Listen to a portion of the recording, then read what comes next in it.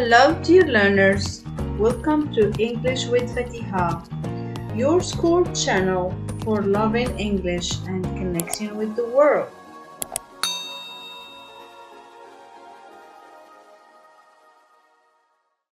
Welcome back to the Sense of Wellbeing. You're listening to part 2 of our special series on back-to-school anxiety.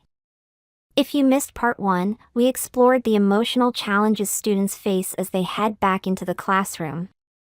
Today, we'll dive deeper into coping strategies for students, when to seek professional help, and the critical role teachers play in supporting mental health. In this episode, we're once again joined by Maya Carter, a licensed therapist with extensive experience in child and adolescent mental health. Maya will share valuable insights to help students navigate their anxiety and offer practical advice for parents and teachers alike. Let's jump right into it.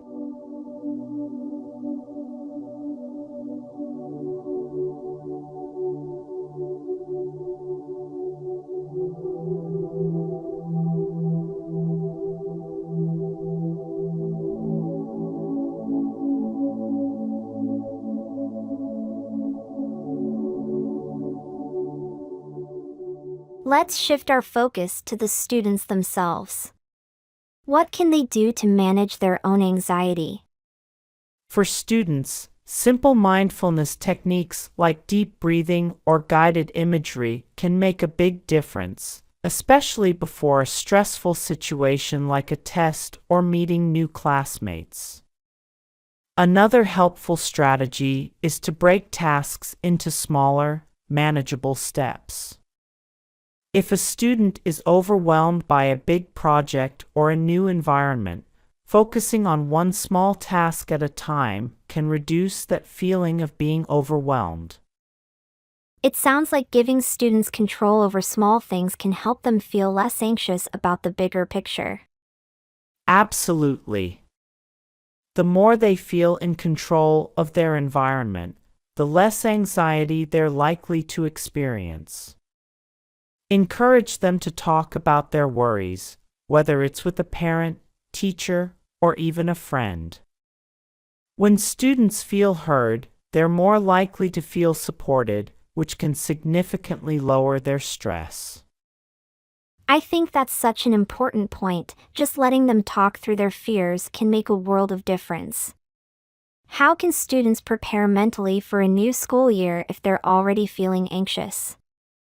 I always suggest setting realistic expectations. It's important for students to know that it's okay not to have everything figured out right away.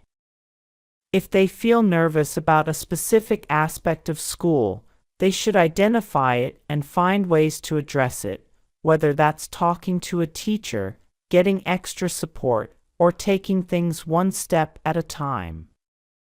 At what point should parents or students consider seeking professional help for back-to-school anxiety? If the anxiety is impacting daily functioning, if a child is avoiding school, experiencing panic attacks, or showing signs of depression, it's important to seek help. A therapist can work with the child to build coping skills and identify the root causes of their anxiety. Therapy can also help parents learn how to best support their child without adding to the pressure. How do you approach anxiety in children differently than with adults? With kids, it's often about giving them the tools they need to understand their emotions and manage them. Play therapy or creative therapies can be useful because children often express their feelings differently than adults. We also focus on teaching them strategies to manage their stress in the moment, like breathing exercises or cognitive behavioral techniques that help them reframe their thoughts. That's so helpful, and I'm sure parents listening are relieved to know that there are resources out there if things feel unmanageable. Before we wrap up, I want to touch on teachers. They're often the ones on the front lines of back-to-school stress, but we don't always talk about what they can do to support students' mental health. What advice would you give to teachers? Teachers play a critical role in reducing back-to-school anxiety. First, it's important for teachers to create an environment that feels safe and welcoming. Establishing routines early on helps students know what to expect, which can ease anxiety. Teachers should also be mindful of students who might need extra support and offer check-ins. Even a simple "How are you feeling today?" can open the door for a student to express their concerns. Teachers really do have a unique opportunity to make a difference in how a child feels about school. Absolutely. Teachers should also take care of their own mental health. If they're feeling stressed, it's harder to create a positive environment for their students. Practicing self-care and setting boundaries is key for teachers, too. This has been such an insightful conversation, Maya. Thank you for sharing your wisdom and helping us all understand that back-to-school anxiety is normal, but it's something we can manage with the right tools and support. It's been a pleasure. I hope this conversation helps ease the stress that students, parents, and teachers might be feeling as they navigate the start of the school year. To all our listeners, thank you for tuning in to the Sense of Wellbeing.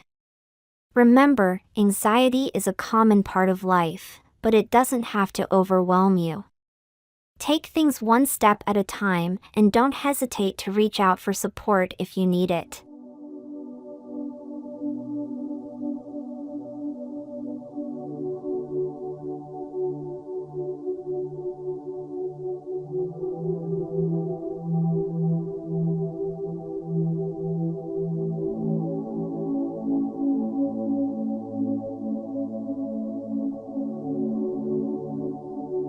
Don't forget to subscribe, leave a comment, and share this episode with anyone you think might benefit from it.